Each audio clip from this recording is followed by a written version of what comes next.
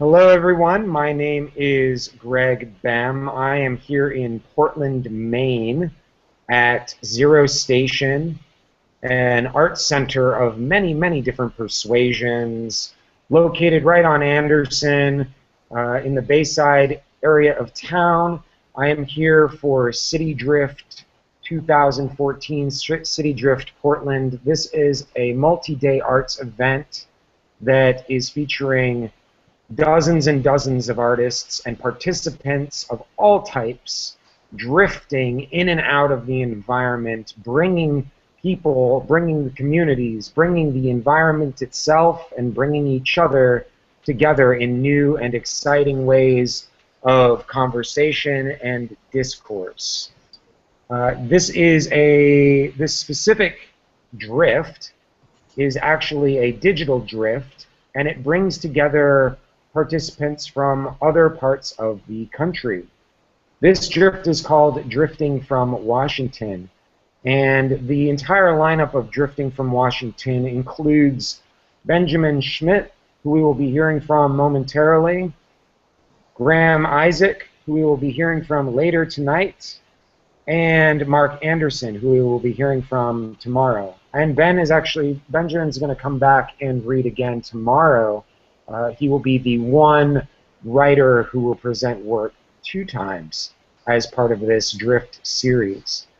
This Drift series I curated, and I am really delightful to host.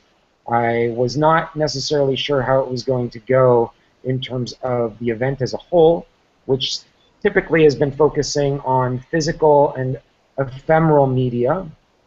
And I'm really excited to include both the digital and the distant, those people who are drifting but are not necessarily physically present in Portland, Maine, despite the ecological intentions of the event being in Portland, Maine.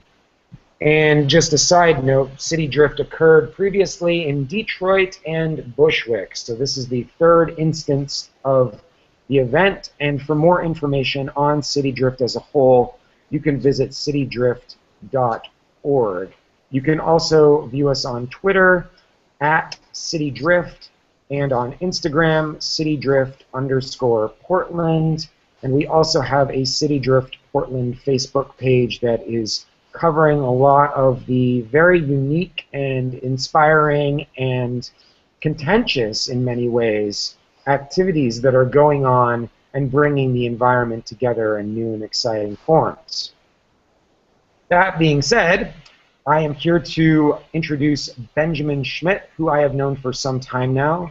Personally, I am from Seattle, but I grew up in Gorham, and I am affiliated and living in, as a resident, at Washington State, specifically Seattle. And that's where I met Benjamin. It was a couple years ago, and I excitedly hosted him in numerous environments for numerous reasons, and his poetry has always been inspiring and fresh in my mind, particularly when it comes to movement, transience, and interactions between people and interactions between the voices of the poem and the environments in which they are confronting. Benjamin Schmitt is the author of The Global Conspiracy to, what is it? Global Conspiracy to Get in Bed, correct? Yeah. Sorry. Yeah, and that is his latest collection of poems. I'm sure he can tell a little bit more about his projects in the future.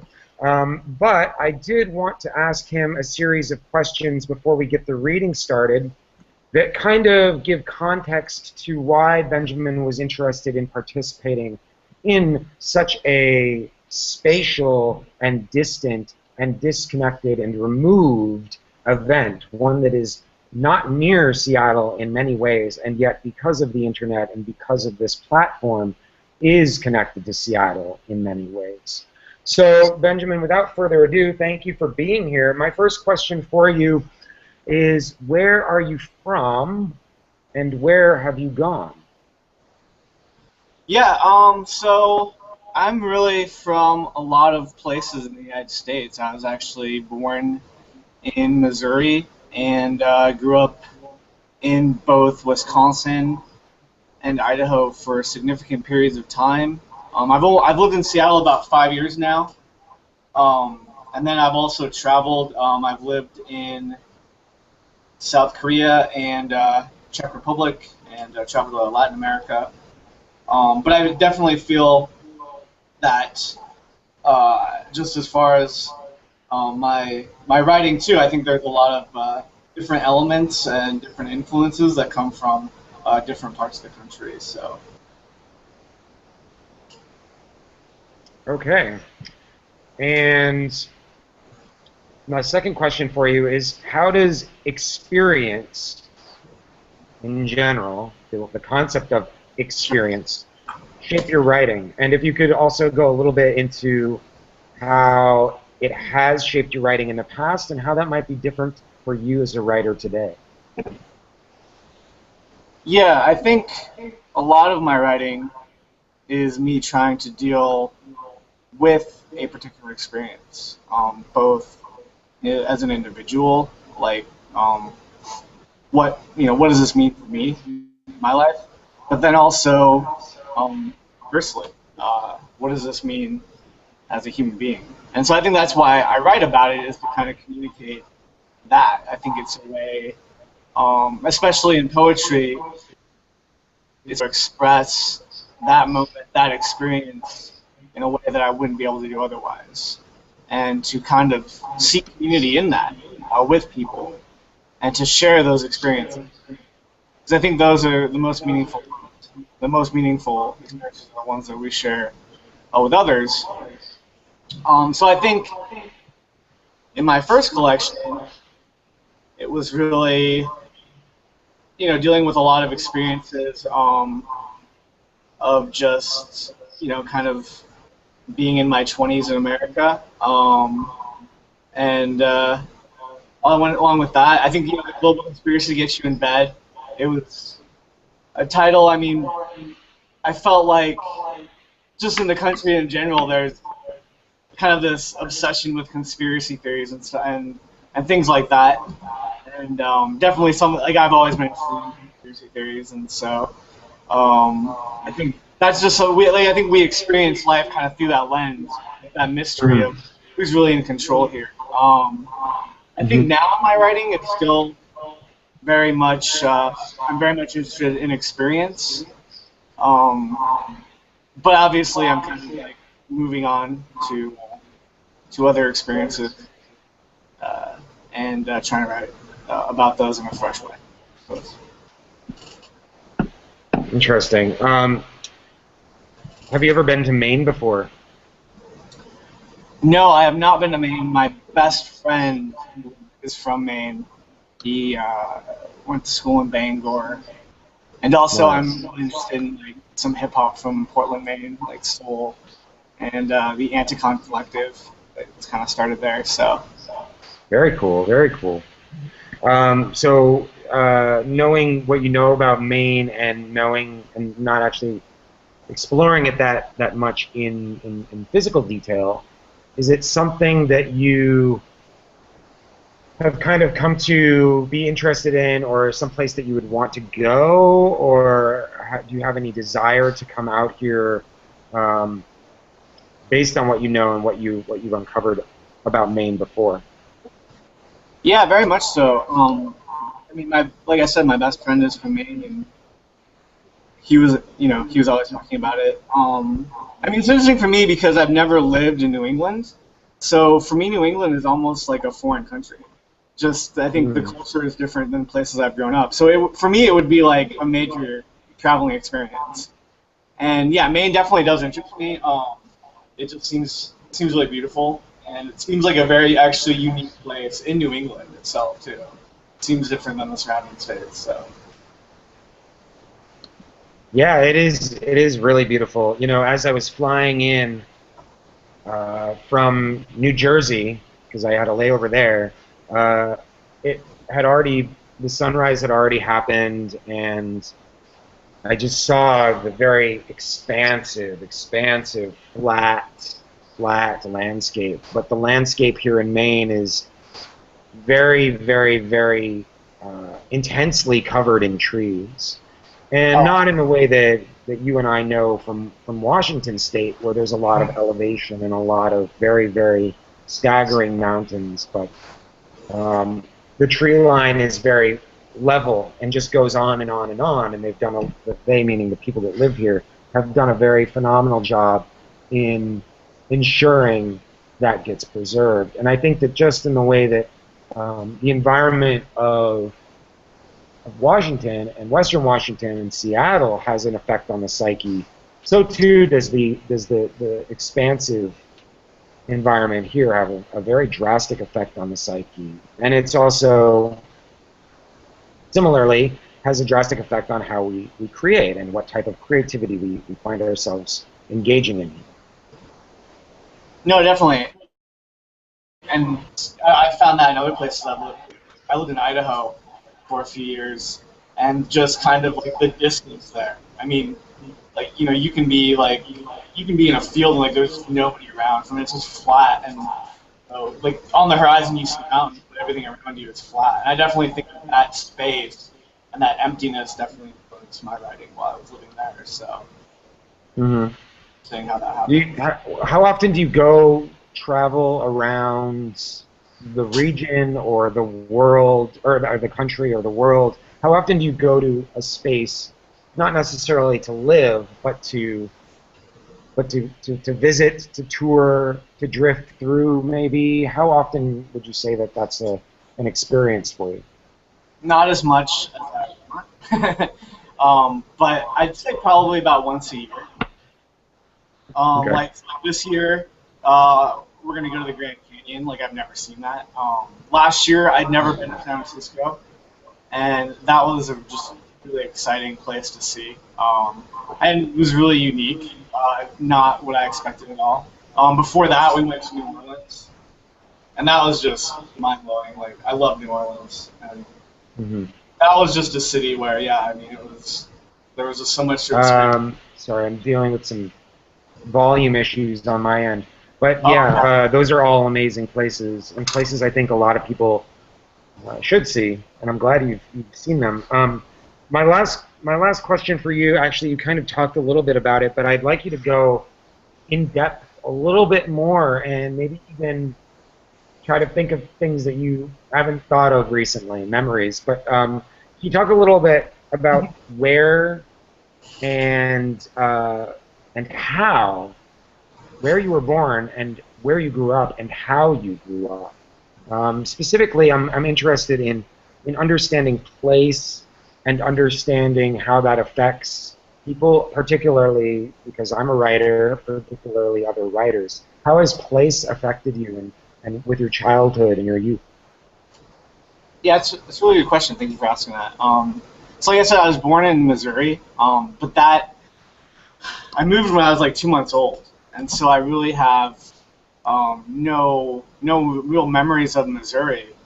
But also, I definitely feel this kind of displacement from where I was born because I never grew up in Missouri, but I have no memory of it, but that's where I'm from, and so it is kind of odd. And on top of that, I moved around as a kid, so every 2 or 3 years, my family would move to a different town. So I definitely felt this transience in my life as a child, definitely this fleeting sense of friendships and also of place, where I felt like growing up things just didn't last longer than 2 or 3 years because my family was always moving.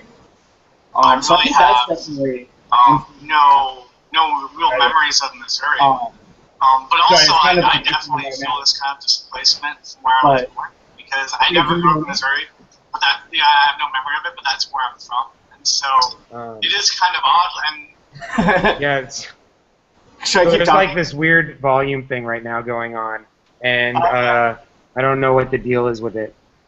Essentially, though, it's just a computer issue on my end, and I do have what you were just saying on there. Let me look. Can I just finish up? So that's a weird conundrum. And here we go. This is kind of like you can still hear me, right? And yeah, so you can, yeah. Yeah, you're good. Yeah. Yeah, so like what I will uncover from you from rewatching this is really interesting, particularly because I'm going to be going into this reading blind. I'm actually going to run and get a remote control and see if that can fix the issue. But I want you to just jump into the reading and do the reading. Before you do the reading, though, I do want to preface this by saying that tomorrow during the drifts, Benjamin is going to be, you're going to be reading the poems, and you might read them in the same order, you might read them in a different order. But I have some questions to ask you, some personal questions as well about that the poems that you're reading and that experience. So Benjamin, please take it away, and I will be off camera for about 10 seconds grabbing that remote control. Please begin. Oh, wait. Thanks, Greg. This first poem is called The Bookshelf. Looking out from behind the bars of sleep, one night I escaped the incarceration. As dreams patrolled the cell block, I slipped my way past unconsciousness. It was very early in the morning, and on my bookshelf there was debating, cajoling, shouting, comforting, and crying between the books. Some of the books written by women had the voices of men, and some books written by men had the voices of little boys. Every book had its own opinion, regardless of what the author thought. Tortilla Flat flirted with Pride and Prejudice. Labyrinths and the brothers Karamazov were engaged in a screaming match about the true nature of Christ. The works of Cardinal, Keats, and Cummings sang the songs of the tavern, while the works of Vallejo and Villon sat in a comfortable silence amongst them. The Flowers of Evil whispered a joke to Auden poems that she was not willing to repeat to lunch poems despite her insistence. The Magic Mountain and Foucault's Pendulum proclaimed loudly that they had discovered the cause of all the wars of the world. Lady Shatterley's lover believed them before they laughed into his spine. Outside of sleep, I listened a while. Then I rushed back to dwell in the gulag of blankets, knowing that from now on I must take greater care when I give the books their neighbors.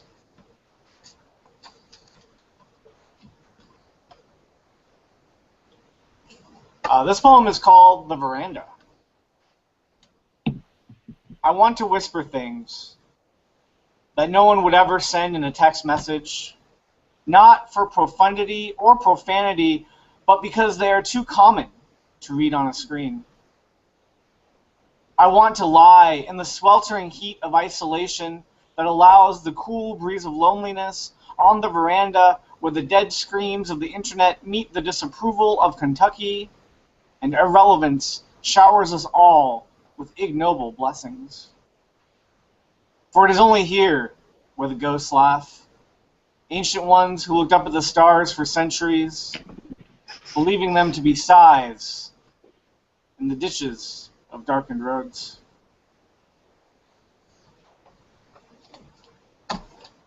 This is called Music of Our Fathers.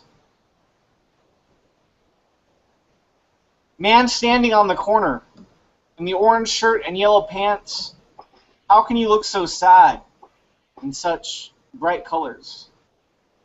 You were gone once I look back, gone once I'm banished from the patriarchy of utopic myopias, gone in the summer when walls make way for my palms, gone in the autumn of men making girlfriends out of pumpkins. Gone in the winter when the birds crawl inside my mouth looking for shelter. Gone in the spring of mistaken old men who think they're blooming. Everything gone. Poet gone. Verses gone. Movement gone. Monarchy gone. Mothers who nurse their sons on all the wisdom needed to prevent a war. Gone to drink cocktails with all the repetitions of history. Years ago, I worked for a credit card company that lured millions into debt. Despite company policy, I was able to help hundreds while my boss wasn't watching. But the only debtor I remember is the homeless teenager for whom I did nothing.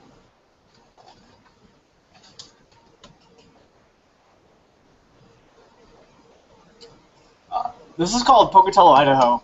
after a small town Idaho that I lived in for a short time. Once Old Town vomited a railroad that drained out to the prairie with all the digested remains of the voting booths. Crack pipes and newspapers lying in sagebrush. Now townsfolk talk to the Old Town in an abandoned factory. He must maintain the illusion of fast food palaces on the main strip. The Portneuf runs through, crying out America, crying out liberty, crying out poetry, with bits of shrapnel in its lungs. Only some can hear it over the diesel engines of cowboys, the gangster rap of the teenagers, the sirens of obsessively vigilant police. One night we follow our forebears to the factory. Music of our hearts. All the ghosts, living and dead, who work in offices or smoky bars. We hide behind a machine and see the Old Town wearing a turtleneck in the center of the crowd. His long blonde hair tied into a ponytail. He sticks his fingers in his throat, but nothing ever comes out.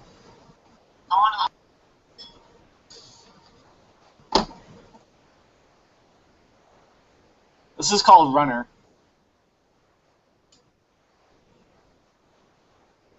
I see you as the wine pours faces, when the sun not yet won supremacy, as revelers and addicts retreat to their beds, still fighting in their spent way to keep the glinting lights on their shoulders.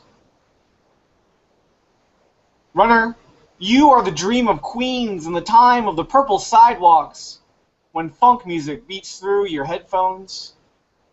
You are a planet burnt to the core, Mercury in its track around the sun, wearing winged shoes of ashes. I would like to meet you, just once, every day for the next 7 years, before I cry into a tomato and we must live the distance of intimacy. Let us be strangers in love, in some cheap hotel lobby, in Las Vegas at 5 a.m. You can soothe me with the caffeine promises of day, and I will share the serenity of streetlights as the night is fading.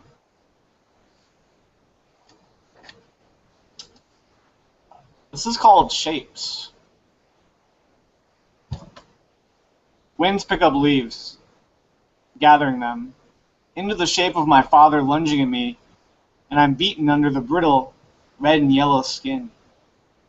When the wind picks up again, this figure blows into a mess of scattered spinal fragments, riddled with torn doubts and wrinkled suggestions. The passers-by stare with faces resembling clouds, condescension creating condensation, floating individuals that become a building rain. A large number of soup cans have been stacked into the shape of my mother at the local grocery store.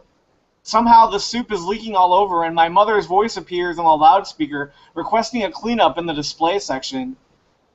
I just watch as the tomato bisque spreads across the aisle, forming the name of a miscarriage and reflecting the awful lights of my personality as the soup cans crush themselves in disapproval of my inaction.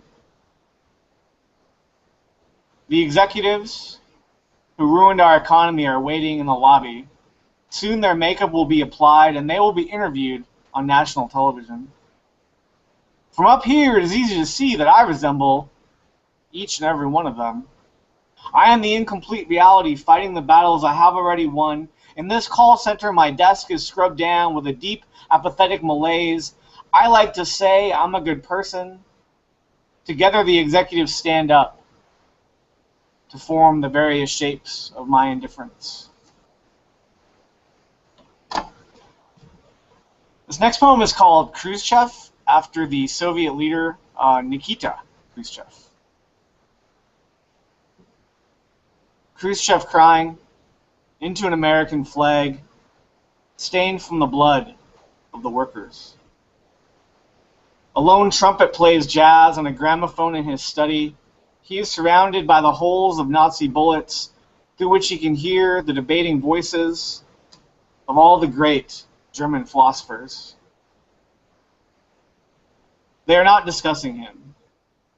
Adorno and Nietzsche are screaming about the jazz while the others try to listen. Grabbing a loafer, he bangs it on his desk to quiet them down. Somehow it sounds like the crack of a baseball bat. Flags are body bags. When you have sent boys off to war, we will bury you, he says, and you will bury us until no more soldiers are touched by obscurity. I wanted a Russian bear running through Yellowstone. Give me peace and mediocrity. This last poem I'm going to read is called Smartphone. My smartphone and I have daddy issues.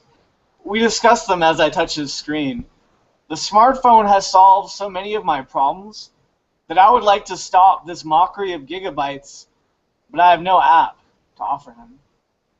Likewise, he has no directions on this highway where any town could be my birthplace. The road signs here remind me of mistakes. 20 miles to your last attempted suicide. We ask each other what we can do when cruelty is a download.